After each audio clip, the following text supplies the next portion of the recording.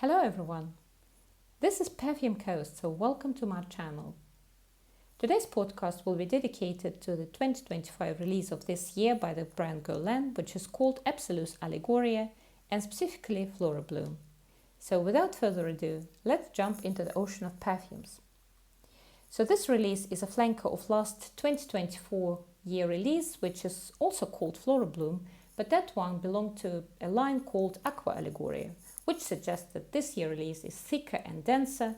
However, first thing first, let's have a quick look at the notes that Organica is listing. So on the top we've got mango, coconut and mandarin. In the middle there's ylang ylang, tuberose, rose and mirabilis.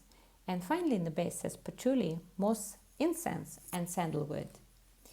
This perfume is one of those which are quite easy to test, and what I mean by this is that in order to get an idea of this fragrance, you can easily try it just on a paper strip, especially if you do not feel like wearing one on your skin. Also, I was a bit skeptical about the whole idea of using this release in autumn, as in Europe it came out quite late in August. And this release does contain traditional summery tropical accords of coconut, mango, ylang ylang and tuberose. But in fact, I was wrong there, because this release is so appropriate for early mid-autumn, giving off both reminiscences of summer vacation full of fruity cocktails and at the same time enveloping cocooning autumn season full of yellow-red leafery and multitude of warm sunny days. So overall a great transitional scent in my view. This perfume opens up very creamy and quite white floral. To me there's this touch of animalic tuberose accord that is not strong or off-putting though, even by my standards. But on the other hand, it nicely emphasizes realistic, non-synthetic nature that this perfume has. So creaminess is delivered here by coconut, but I wouldn't call this perfume coconut forward. But what it really is this juicy, bright mango release, again with creamy undertone and strong presence of sweet tuberose. This perfume reminds me of another Aqua Allegoria release called Nerolia Vetiver, which you can see here in the middle. That one is also this creamy, comforting white floral with a bit of woody undertone. And I find this release very similar, except for instead of neroli, here obviously we have tuberose.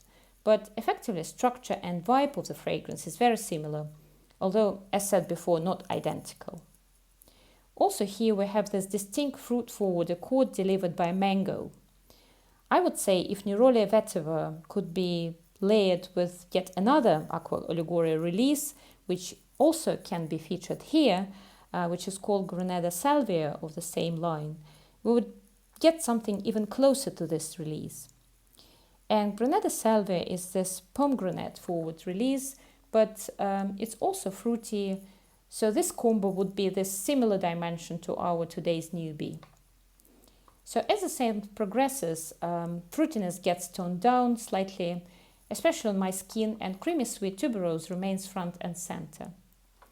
I think it's a beautiful release. I would definitely recommend to test out. It's a happy, sunny fragrance that definitely lifts your mood up, giving off summery elements, but at the same time is perfectly grounded and comforting, catering to a cooler season as a day or even evening occasion. To me, this fragrance is a bit redundant, in all honesty, as I have similar DNA perfumes in my collection. Plus, again, I'm getting quite a distinct similarity to Nerolia Vetiver that I already have. By the way, animalic touch delivered by tuberose gives me reference to creamy suede undertone similar to the one I find in Vanille Leather by BDK, which also is featured here.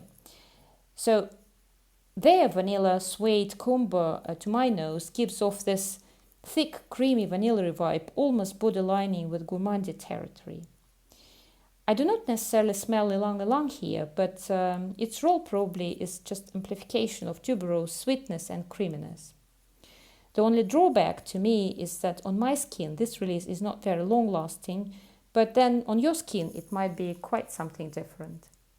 But that's it guys, this wraps up today's podcast. If you've liked it, please give it a like, please consider subscribing and of course sharing your comments. Thank you very much for watching and I hope to see you on the next one. Bye bye.